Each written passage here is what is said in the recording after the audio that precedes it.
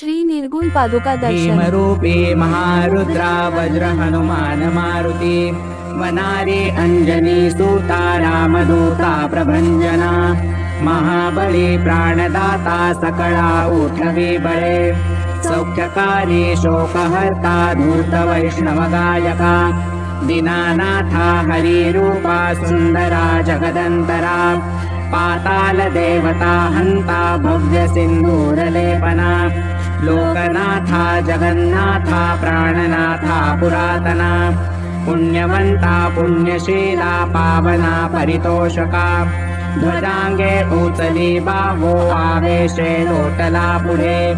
काळाग्नी काळरुद्राग्नी देखता कापती भये ब्रह्मांडे माईली नेणो आवडे दंतपंगती नेत्राग्नी चालिल्या ज्वाळा भ्रुकुटी ताकिल्या बळे उच्चते मुरडिले माथा किरीटी कुंडले वरी सुवर्ण कटिका सोटी घंटा किंकिणी लांगला ठकारे पर्वता ऐसा नेटका सडपातळू चपळांग पाहता मोठे महाविद्युल्लते परी कोटीच्या कोटी उड्डाणे झेपावे उत्तरेकडे मंदात्री सारिखा द्रोणू क्रोधे उत्पाटिला बळे आणिला मागुती नेला आला गेला मनोगती मनासी टाकिले मागे गतीसी तुलना नसे अणुपासून ब्रह्मांडा एवढा होत जातसे तयासी तुलना कोठे मेरु मंदार धाकुटे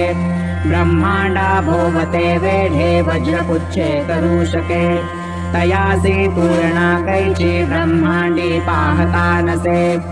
आरक्त देखिले डोळा ग्रासिले सूर्यमंडळा वाढता वाढता वाढे भेदिले शून्यमंडळा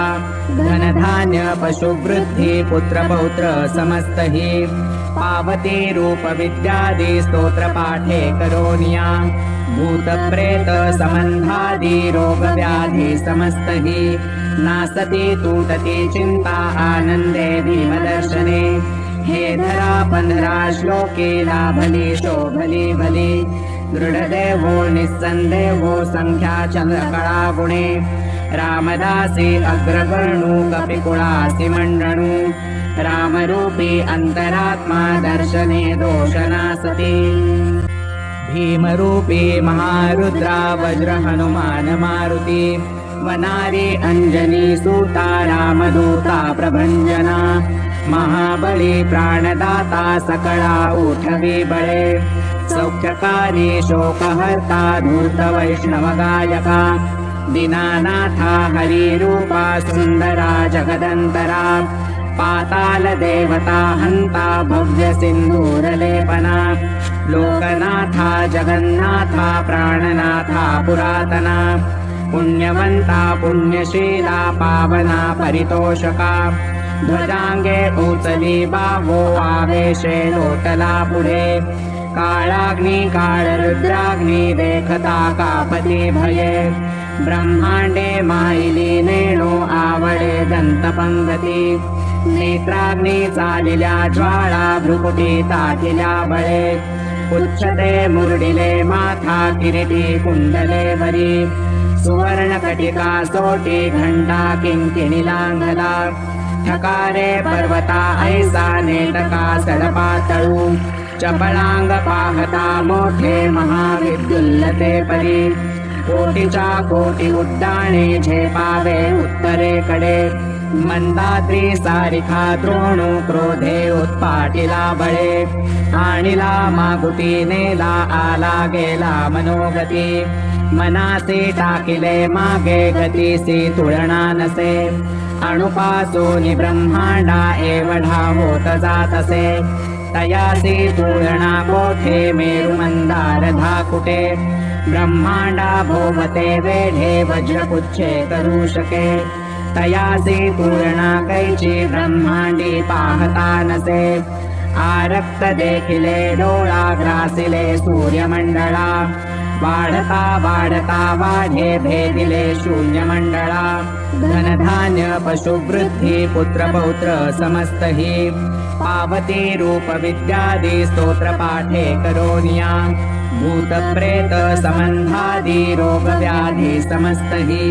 नासति तूटति चिन्ता आनन्दे भीमदर्शने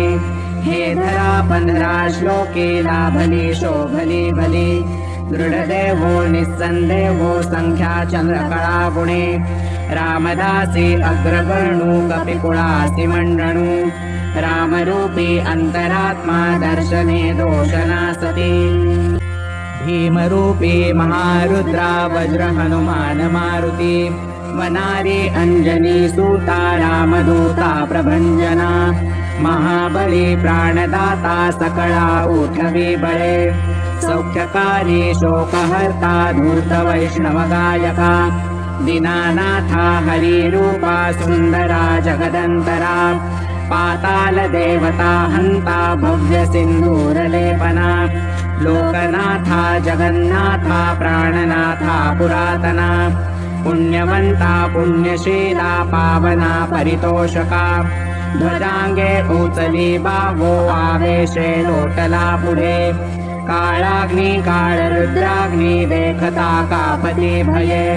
ब्रह्मांडे माईली नेणो आवडे दंतपंगती नेत्राग्नी चालिल्या ज्वाळा भ्रुकुटी ताटिल्या बळे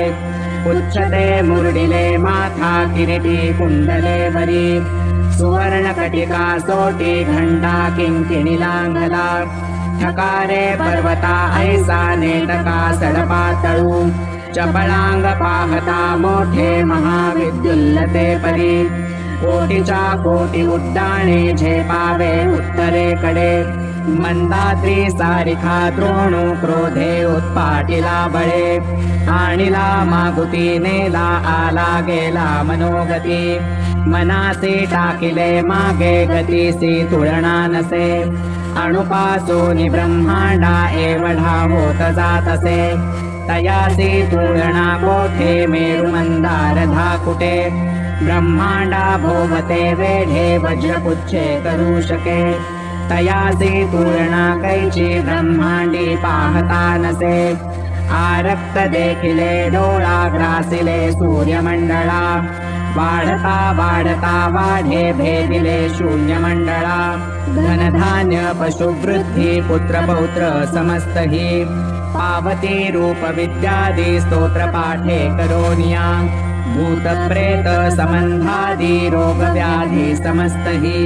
नासति तूटति चिन्ता आनन्दे भीमदर्शने हे धरा 15 श्लोके लाभली शोभली भली दृढदेवो निस्सन्देहो संख्या चन्द्रकला गुणे रामदासी अग्रवर्णु कपिकुलासि मण्डनु रामरूपी अन्तरात्मा दर्शने दोषनासति इति श्रीरामदासकृत संकट निरसनं मारुति स्तोत्रं सम्पूर्णम्।